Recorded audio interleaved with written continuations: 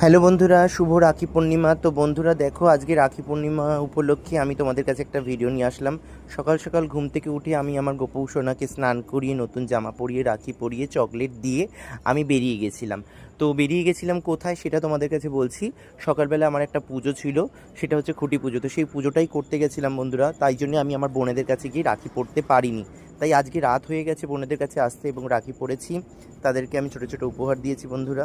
তো রাখি পূর্ণিমার দিনটা বারবার আসে, তোমাদের কাছেও আসবে। তো তোমরা যারা যারা ছোটো ছোটো ভাই আছো, দাদা আছো, তোমাদেরকেও নিশ্চয়ই রাখি পরায় তোমার বোনেরা, দিদিরা। তো এই দিনটা সকলেই সবার কাছে একটা শুভ দিন এবং ভালো দিন। তোমরা বন্ধুরা এইভাবেই ওদের পাশে থেকো, বোনেদের পাশে, এবং বোনরা তোমাদের পাশে থাকবে এবং তোমাদেরকে ভালোবাসবে, আশীর্বাদ করবে। তোমরাও তোমাদের বোন দিদিদেরকে আশীর্বাদ করো এবং ছোটো ছোটো উপহার দিও। কারণ এই দিনটা বছরে একবারই আসে। ওরাও আশা থাকে যে ভাইরা তাদের জন্য কিছু উপহার দেবে, এবং বোনেরাও দেয় দাদাদেরকে, ভাইদেরকে। তা আমি যতটুকু পেরেছি বন্ধুরা, তাদের জন্য ছোটো ছোটো গিফট এনে দিয়েছি আমার বোনেদের জন্য। তো সকালে আসতে পারিনি, তো রাত হয়ে গেছে, ভিডিওটা তোমাদের কাছে ছাড়ছি। তো তোমরা দেখো বন্ধুরা, আমাকে লাইক সাবস্ক্রাইব করো এবং আমার পাশে থেকো। ভগবান তোমাদের সকলের ভালো করবে।